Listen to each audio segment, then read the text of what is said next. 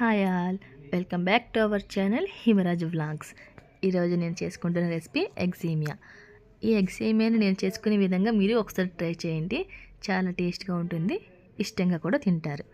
ముందుగా దీనికోసం కళాయి పెట్టుకొని దానిలో 1 కప్పు వరకు సేమియా తీసుకోవాలి. ఇలా తీసుకున్న సేమియాలో నేను ఇక్కడ నెయ్యి వేసి వేపుకుంటున్నాను. మీరు కావాలంటే ఆయిల్ వేసి కూడా వేపుకోవచ్చు. ఇలా బ్రౌన్ కలర్ వచ్చే వరకు వేపుకొని దానిలో సేమియా ములిగే వరకు వాటర్ వేసుకోవాలి. ఇక్కడ వాటర్ ఎక్కువ యాడ్ చేయకండి. వాటర్ ఎక్కువైతే మళ్ళీ సేమియా ముద్దలా అయిపోతుంది. అలా అయిపోతే టేస్ట్గా ఉండదు.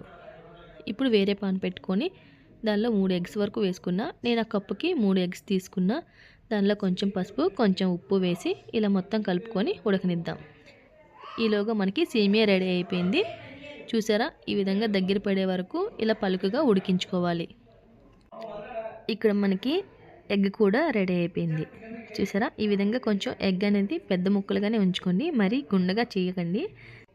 ఇప్పుడు ఎగ్ని వేరే బౌల్లో తీసుకొని అదే కళాయిలో ఆయిల్ వేసి ఒక మీడియం సైజ్ ఉల్లిపాయ, పచ్చిమిర్చి, కరివేపాకు వేసుకొని దీన్ని గోల్డెన్ బ్రౌన్ షేడ్ వచ్చే వరకు మంచిగా ఫ్రై చేసుకోవాలి. ఈ విధంగా ఫ్రై అయినాక దీనిలో 1 టేబుల్ స్పూన్ అల్లం వెల్లుల్లి పేస్ట్ వేసుకోవాలి. ఇది మనకి అల్లం వెల్లుల్లి పేస్ట్ పచ్చివాసన పోయే వరకు ఫ్రై చేసుకోవాలి. ఇలా ఫ్రై అయ్యాక మనం ముందుగా ఉడికించుకున్న సేమియాను వేసుకోవాలి.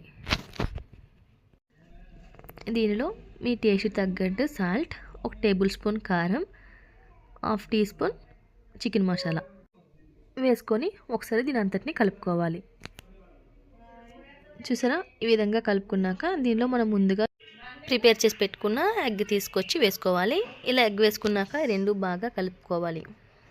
ఇలా కలుపుకున్న దానిలో కొంచెం కరివేపాకు, కొంచెం కొత్తిమీర వేసి 5 మినిట్స్ స్లో ఫ్లేమ్లో మగ్గించుకోవాలి.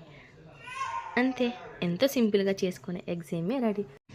మీరు కూడా ఒకసారి ట్రై చేసి కామెంట్ సెక్షన్లో షేర్ చేయండి. Please like, share, subscribe to my channel.